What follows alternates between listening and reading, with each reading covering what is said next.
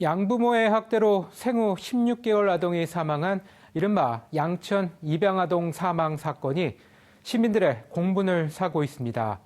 정부와 정치권은 가해자 처벌을 강화하는 대책을 내놓고 있는데요. 전문가들은 현행 보호 체계로는 아동 학대를 예방하기 어렵다며 면밀한 진상조사가 먼저 이루어져야 한다고 지적합니다. 국윤진 기자의 보도입니다.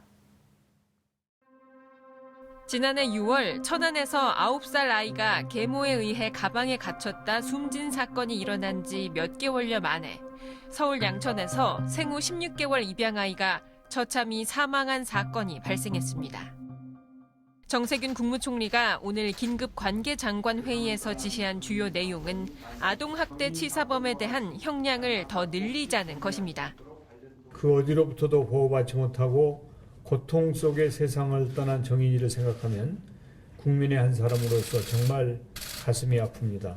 아동학대 가해자를 강력하게 처벌하기 위해 양형기준 상향을 법원에 요청하고 정치권에서도 아동학대 방지를 위한 입법이 잇따르고 있는 가운데 형량 강화와 가해자 신상 공개 등에 대한 대책이 쏟아지고 있습니다. 아동인권 전문가들은 이 같은 조치들이 아동학대에 대한 경각심을 주기도 하지만 반대로 신고를 주저하게 하는 역효과를 가져올 수 있다고 지적합니다.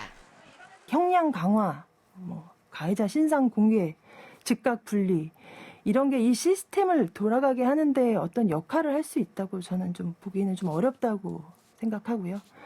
그보다는 지금 이런 기회에 다시 재발하지 않도록 이 시스템을 재점검하고 이 사건에서 우리가 무엇을 놓쳤고 무엇이 잘못됐는지에 대해서 면밀하게 조사도 하고 각 가정 자체가 아동을 보호하고 양육해내는 단위로서 기능을 회복할 수 있도록 입양 절차 전반의 관리 감독 등 전수조사가 필요하다는 주장이 나옵니다.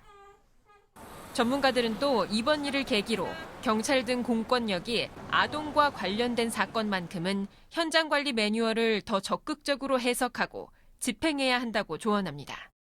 TBS 국윤진입니다.